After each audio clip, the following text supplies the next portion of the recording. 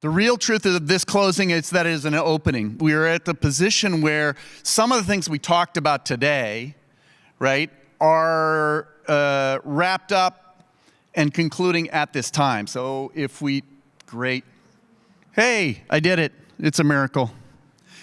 So WebAssembly is at the core of all the stuff that we were talking about today. It doesn't matter whether you're talking about core WebAssembly, the spec that runs in the browser, that is basically a native language to the browser along with JavaScript, right? Or whether it's the upcoming component model work that has been demonstrated in several areas here. The fundamental point is that WebAssembly is already working and running in almost every environment. Because the technology works. It's baked in, it's battle tested in all those browsers, and now as it comes to the back end, it's being used on the server, even in its core form. So core the core spec WebAssembly is running in Shopify, it's running in all kinds of other places. Fastly runs it, Cloudflare now runs it, and upcoming services run it all over the world. And that's the critical aspect. WASM, the 3.0 of the core spec was just released. And the critical thing about this is that all the work that enables things like components happens at the core level. So core WebAssembly takes just instant floats. It's really hard to think about. You got to really work it. You got to build a custom SDK for anybody to use it. It's pretty hard, right? From the perspective of engineer usability. But the specification work at the core level of the reference types, the interface types, and so forth are what allow the component model to actually pass complex structs, to form an API that makes sense for languages that use it, and for engineers that think about exactly what they want to run without having to know about WebAssembly.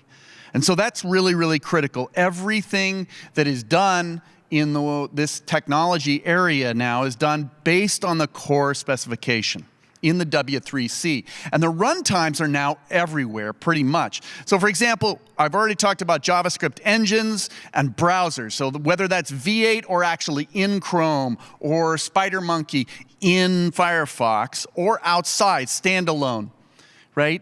These are places where WebAssembly already runs. Kubernetes gearing already has this. So we've talked today about the Wasm Cloud integration with Kubernetes. Spin and SpinCube have integration with Kubernetes.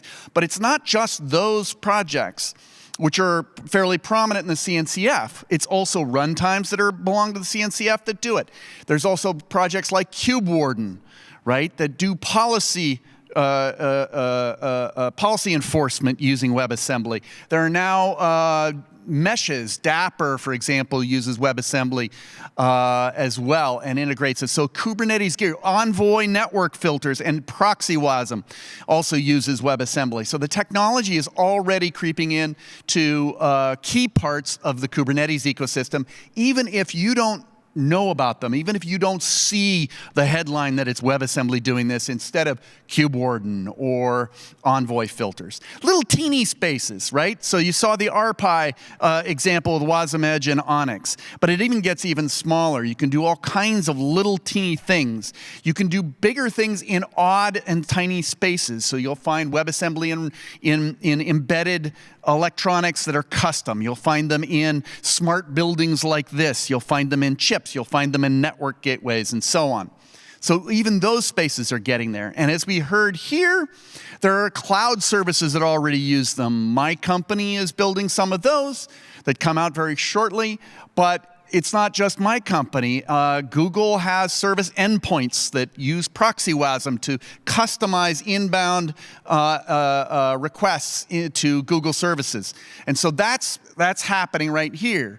We hear a lot about Edge and CDN services. We heard about that here, right? So Cloudflare runs WebAssembly. They enabled COBOL workers with WASI P1, Preview 1, core WASM modules, and Python as well. For one example, again, the other CDN services now do this. For example, Fermion has an alliance with a partnership using their stuff with Akamai. There's Fastly work that is being done, and other CDN services are coming out with stuff that makes WebAssembly useful. And of course, AI. Everyone here, if you're still sitting because you love AI. Everybody has to love AI. Apparently, it's the marketing law that we must love AI. So everybody here will nod, grit their teeth, and say, yes, I love AI. And WebAssembly is actually working right now in AI workloads. Why? Because the sandbox is exactly what AI needs. The fine-grained control over what can exit and over what protocol when you have an LLM generating code that you have no idea what it was, right? That kind of security is exactly what's needed, and WebAssembly is being used for that. If you look for CUP, there's in fact a new project that does it's MCP/MCP or something like this that has a WebAssembly sandbox that's being run there. My company, my team actually released one called WasSet that allows you to, with MCP servers, to use WebAssembly components of any form as a tool. So you're in the MCP parlance, you can actually dynamically load WebAssembly components and use them for tools, which constrains what your server can actually do. And that kind of determinism in an undetermined environment is really useful. And WebAssembly is used to do that. And of course, if there's runtimes, right, or application stacks, there are runtimes everywhere. And these are only the runtimes with W in front. And there are a bunch of other ones, right? So there's Wasm Edge and WasZero and WasmTime and WASMe and Whammer and Wasm3 and Wasmer and Wizard, right? And every one is optimized for a scenario that you may hold dear, right? If there was only one scenario for software and for runtimes, we would only have one of these, right? We were all, this industry, especially in the CNCF sense, ran with Docker as the one tool for quite some time before they realized other optimizations were required, right? And so we now have more than that. Well, we're out of the gate, what open source, the W3C spec, gives you is the opportunity to build your own runtime if these optimizations do not serve for you. I was talking with Bailey earlier, and she remembers a presentation in which somebody built with Python in the presentation a WebAssembly runtime. It's possible to do. People do this in college courses now, and we've had PhD students here and doctors giving presentations on optimizations using WebAssembly as their platform, using academic runtimes like Wizard to demonstrate how they can do things that we don't really do in the industry right now. So all of those things are why we're here. And when it comes to non-core or things built on the core spec, components, which is near and dear to my heart, right, is coming along here. We are very close to, as I don't know whether Luke mentioned it, but very close. I think we probably were betting Luke. Very close, within a couple of weeks or a month maybe, we're going to have 0.3 of components which bring features that Luke talked about earlier today, and we demonstrated some composition just recently and so forth. Those are all critical things, but most importantly, the asynchronous functionality, the futures and the streams that we really need to do to remove copying, get that out of the throughput pipeline, and really drive incredibly useful scenarios for that. But in this particular case, right, the Bytecode Alliance Foundation is one of those areas in which a whole chunk of that work is done, right? And that is the graph here. I don't know if it resolves correctly. It seems like it does. But the critical thing is, since the founding of the Bytecode Alliance Foundation, those are the active users in the Zulip. Notice there is no plateau. That is constant growth. And that is 2,000, I think it's 2,745 as of this morning. But that comes down to 180 daily average users. 180 people are communicating every day in the Zulip about WebAssembly and components. And that's a really healthy ecosystem, and it continues to grow. I'm thrilled with that. So, like all open source, we all need to make it happen. That means you too. So if you're here and interested in learning about something, you can actually jump in. Notice the diversity of the ecosystem that I just tried to outline really quickly. Projects, foundations, specifications, organizations like the W3C, languages, runtimes, the whole ball of wax. There is such a wide variety of areas that you can dive into if you're interested in this area, right?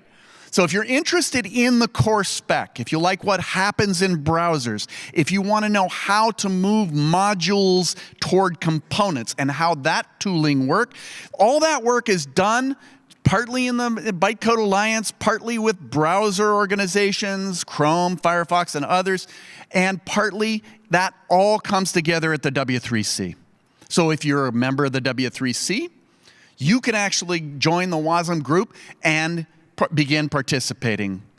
Ask questions at the meetings, you get to vote and the whole thing. If you're not a member of the W3C, you can go ahead and become one. If you're interested in runtimes and application runtimes, right, built on WASM runtimes, then you can join those projects. There are a bunch of them, like I listed a few, the W's, and most of them are open source. Not all of them, but most of them are. Many of them are CNCF or some other organization like the Bytecode Alliance Foundation, right? If you want to use them, or if you want to build or work or extend an optimization in those runtimes, that's where you go. And if you want it to happen, then you need to help make it happen, and it will, because everybody there wants you to help them make it happen. So if there's a feature that you need, it's up to you to push to make it happen, but you've got help because the people who are there already want to make that work for you as well. Everybody wants to make their own project better, but they can't do everything alone. So if you have a need, then you being there and helping makes it happen, no matter what it is. So that's important. And if you're interested in the component concept, right, join the Bytecode Alliance, right? I already mentioned how that works, but it costs nothing to join if you're an engineer or if you just want to participate in engineering. It's an interesting foundation in that the membership is about making the organization work for the engineers, right? The Bytecode Alliance doesn't do marketing for anything else. Full disclosure, I am a board member of the Bytecode Alliance Foundation, so naturally I would say it was great. But it turns out that I can make a pretty good argument for why it is a great way to do open source engineering in the WebAssembly space. So if you're interested in that work and the components, you can join the BA. Feel free to just hit me up all week and ask questions. But if you're an engineer, you don't pay nothing. You just join other engineers. It's that simple. And the cool thing is, if you want to start from scratch, if you were interested with what you saw here, and the critical thing is what WebAssembly can do, not that WebAssembly is perfect, right? Almost perfect, maybe, but that's not the point. It's about what it can do. If you want to know how components work, and you're interested in joining the BCA or just participate, right? There's a book, componentmodel.bytecodealliance.org, and you can start from zero using WebAssembly components. So if that's interesting, that's a great place to go. And finally, the last thing, and then I'll release you all to the rest of the conference, right? None of these are mutually exclusive. There is no particular need to embrace any particular level or language or runtime to the exclusion of the others, because what we do is software. Software exists in different forms and different optimizations in different languages. Note that the component model and WebAssembly itself is meant to combine languages and exponentially increase the power and the reach of the language you use. It is not about mastering a specific language. It's about making software better by allowing them to interoperate and be embedded and used safely. So nothing here is exclusive. Components work with modules, not against them. So there's no division there. And by the way, it's going to be some time before anybody wants to move containers to components because that's what they want to do automatically. Although there are tools and projects that actually will take your container and make a WebAssembly thing with them. So there's all kinds of cool stuff. It's really an amazing space to be in. Thanks very much for coming here. I'm glad you hung around for this exhortation to get involved because it's just a technology that people like you build. Thanks very much. Appreciate it.